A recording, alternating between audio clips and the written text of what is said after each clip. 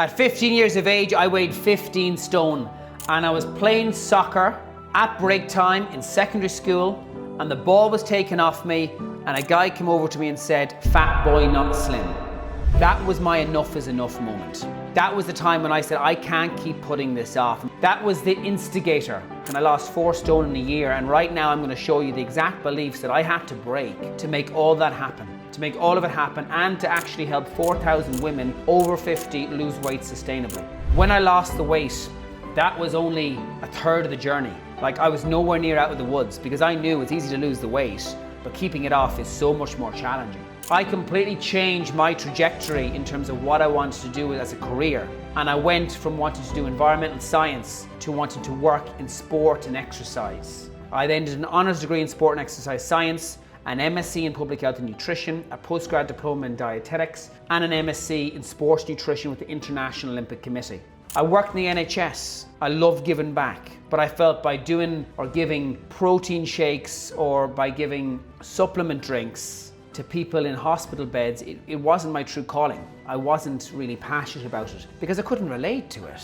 So I worked as a community dietitian in Liverpool, to all the UK people who were there. So I worked as a community dietitian then, and I helped people lose weight. I had my own clinics, I had my little Ford Fiesta, and I went from one clinic to the next, but I still felt something wasn't quite right. The NHS is amazing in terms of what they do, but with limited resources, we were being strongly encouraged to discharge people quickly. That didn't sit well with me, because these people have been struggling with their weight for like 20, 30 years. And seeing someone every 8 weeks for a 15-minute conversation isn't going to fix anything. And I said from the very start, if my mission here is to help people lose weight like I did, I've got to make sure that what I'm doing is really making a difference. And I wasn't confident that it was. So I quit a permanent job in the NHS. My mother was furious, never spoke to me for literally, it was 3 months. So many people thought I was mad. And I moved to Canada and I said, I'm going to be a dietitian in Canada. I'm going to make a difference. I'm going to see the world while I'm doing it.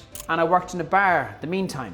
And I traveled 2.5 hours north, 3 days a week of Toronto in a bus to get to a place where I could volunteer to teach kids how to be more aware of nutritious foods. I did it for a year and I was still no further ahead in being a registered dietitian in Canada because my qualifications didn't carry over.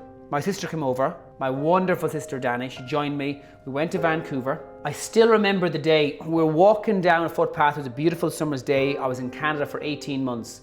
Danny was with us now for 6 months. And she turned to me and said, "Alex, I'm going home. I'm leaving."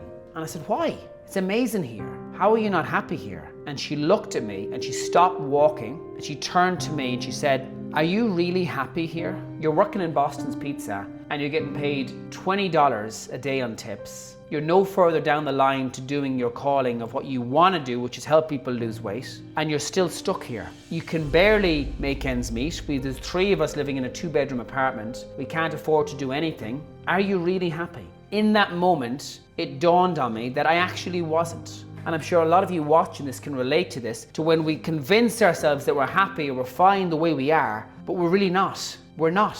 So it hit me like a sledgehammer and I decided that's it now. I'm not doing this anymore. So we moved back to Ireland. We booked flights because we'd no money. We booked flights literally the long way round. We had to go from Vancouver to Philadelphia, Philadelphia to Munich, Munich to London, London to Dublin. We went out the night before, had a few drinks, and my credit card got stolen. I was funding Danny when she was over. I was paying for everything. I'm like, I have a credit card here. This will keep me going until I get back on my feet. I'll pay it back when I can. And the credit card got stolen that night. And the following day, I had all these missed calls from the bank, and someone had taken the card and gone to Starbucks after Starbucks and got cash back to the tune of 3,000 Canadian dollars and had maxed us out so we had nothing. We already had like 8 bags between us to get back on that worldwide journey with multiple airports without having paid for extra luggage. I had $6 to my name, Canadian, which was like 3 quid sterling at the time. Danny was in bits. She was just so upset. She was so upset and like she was like, what are we gonna do? And I'm like, Danny, will fix it, we'll sort it. Call the bank. Because the PIN number was used, they couldn't do anything. They told me they'd investigate, made a police report, went outside with our $6, spotted Danny across the road eating a chicken sandwich. I said, Danny, what are you doing? eating a sandwich. Well, I can see that, but how did you even pay for it? I'm like, well, we had $6. So now we're down to $2. You couldn't write this. We're down to $2. So those of you who've struggled financially in the past, I'm sure you can relate to this when your back is against the wall. I had no idea what I was going to do. So I did something that I really struggled with, and I did something that I was taught from a young age you shouldn't do. I started to ask for help. I got help in terms of the luggage onto the bus, towards the train station, towards the airport. I got help from friends to get us to the bus. I got help from strangers to get us from the bus to the train. I got help from strangers to help us from the train to the airport. I got help from the person who was checking our bags to allow us to check all of these bags with no money to pay for it. I mean, to give you the extent of how tight things were, we had a paper bag that was like an old clothes bag that we bought in the shop. It came with the clothes we bought in the shop. It had a belt around it holding it together. I mean, if you couldn't laugh, you'd cry. We were really not put together. But by asking for help, we got there. And I got back to Dublin. I went to Edinburgh because I had so many friends there. I had a network there. Danny stayed in Dublin. And I decided I'm going to pursue a career here in helping people lose weight. I'm not going back to the NHS for the reasons I stated earlier. I need to make a real difference. But how am I going to get a job? So I called up my old bar manager who I used to work for in Edinburgh. I had a part-time job going through university, paying my way. And I said, any chance you have any work? And she got me a job as a personal trainer. And that was amazing. And all of a sudden, I'm like, this is working. We're succeeding. And I'm thinking, right, I'm out of the woods, all that left behind now. But that wasn't the case, because my mission from day one was to help 1 million people live longer, healthier, and happier lives. And I knew meeting someone for 1 hour a week face to face was never going to do that. Because what's more powerful, speaking to someone in person 1 hour a week, or being able to communicate with people 6 days a week, especially at the times of struggle in the evenings where there's boredom eating, comfort eating, emotional eating? Obviously the latter. So I decided, you know what, I have to make this bigger. I have to find a way of helping people online as well as in person. So you've heard the terminology, you have to let go of a vine before you grab the next one. That's something that I found very challenging, because then I had to start reducing my one-to-one personal training sessions, because I was doing 11 sessions a day, working 13 hours a day. And what I haven't told you yet is I was actually sleeping on a mattress on my mate's floor for 6 months because I couldn't afford rent. 6 months on a mattress on my friend's floor. I had a 40-minute walk up to the gym, pure gym I used to go to, I used to work in, and I did like 13, 14-hour days. And I did charity work all along the way for Make-A-Wish, because I'm very, very passionate about charity work, and I think it's very important that we always give back, regardless of how tough times can be. So in order to try and help more people, I said I have to help people online. So how am I going to do that? So I asked the manager, again asking for help, how can I have an office here in the gym to enable me to keep working but build something special? And he actually let me use the room he used to hold toilet rolls. Like, you can imagine what that did to my ego and pride to have to ask to do that. It wasn't glamorous, but it allowed me to work on something that I was really passionate about. And I'm so grateful for him to give me that opportunity. So I did that. And I surveyed 1,000 people and I said, what do you need? What do you want? And I keep getting these answers of, I want a meal plan, I want a training program, I want a meal plan, I want a training program. So I started generating and building personalized meal plans and training programs, but people weren't getting results. And I couldn't understand it. Why is this not working? Because I said from day one, I'm not doing anything unless it's going to help people get results. So what I did was I recognized that people believed they needed a meal plan and a training program. What they actually needed was tools and strategies on how to break beliefs and implement behaviors to lose weight sustainably. Because a meal plan is useless if you're not going to do it. So and on this note, by the way, click on the link in the description. I've built a completely complimentary support group where we've helped over 4,000 women lose weight sustainably. Join that group now and you're going to learn lots of recipes, and most importantly, strategies on how you can actually do that. Implement what we teach you, because knowledge is powerful, but implementation is way more powerful. And if I can teach you how to do that, this becomes so much easier. You know that, of course you do. Join that group, do not miss that opportunity now. So I decided to change everything, and I recognized that I have to stop doing meal plans, and I wasted 18 months doing what I thought was right, based on what people told me, but sometimes people don't know what they need. And I maxed out my credit cards to make this work.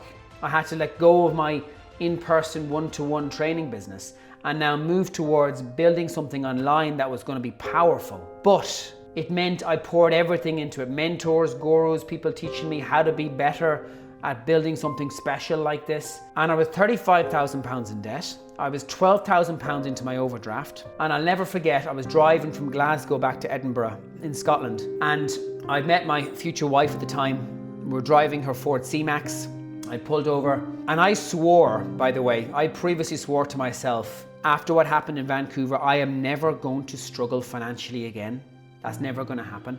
But I was really wrong. I had to call my wife. It was the 6th of June, 2019. I had £2.93 left out of my overdraft allowance. It wasn't even my money, I was massively overdrawn. And I said, Babs, I need you to transfer me 20 quid. And she said, why? Because I haven't got enough diesel to get home. And when I think about that now, I find it so difficult to talk about because it was one of the lowest moments. It was like ultimate failure.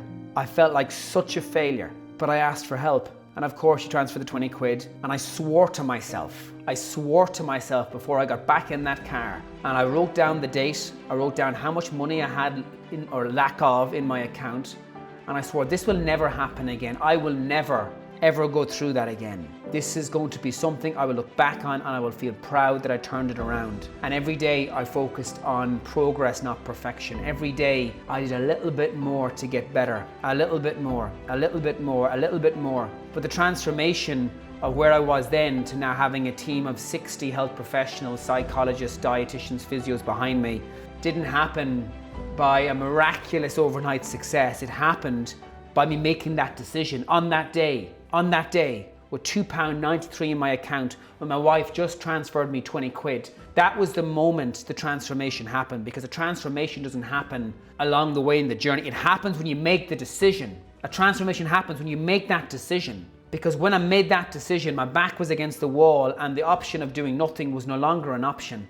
And I know a lot of you can relate to this. And then slowly but surely, I started to help other people lose weight. We've helped 4,000 women lose weight sustainably. Women with arthritis, PCOS, fibro, ME, severe medical conditions, crippling conditions that have led to so many self-limiting beliefs that people can't do it or I'm too old. We helped a lady 87 lose 6 stone. We helped a lady size 32 get back to a size 18. We helped several ladies, well, hundreds of ladies, thousands of ladies from all dress sizes drop 3, 4, 5, 6, even 8 dress sizes. You only fail if you quit. So if you trust me, you trust the process, you join that group in the description, it means you can be surrounded by the like-minded people who have already done what you want to do. But they're ordinary women, they're unique, but they're not special. And you're unique, but you're not special. And I mean that with kindness, because it's not that you failed in the past, that you've not been given tools of making this sustainable. It's not about what you can achieve temporarily, it has to be about what you can sustain. And if we don't make time for our health, we're gonna have to make time for illness. I look back on my enough is enough moment when I was called Fat Boy Not Slim. And I thank that person. I know his name, I'm not gonna say it online, but I thank him internally for that. That was the instigator for me. That changed everything. I did 4 degrees to a master's level and I've been through so much SH1T to get there. But if you ask for help and you stop allowing previous failures to stop you from trying again, and you focus on getting a little bit better every day, and you surround yourself with positive people who will lift you up, not put you down or poke fun or say, oh, here she goes again, you will win. You will succeed. We have a 98% success rate. You only fail if you don't trust me, you stop learning, or you quit. Click the link below. Come to one of my live sessions. I do them literally 4 times a week. There's lots of recipes, training modules there, psychological frameworks, input from other health professionals as well as me. Make the most of this now, because what we do now dictates what the next 20 years of your life is going to look like. Of course you can do it. What if it doesn't work? What if it does? What if it does?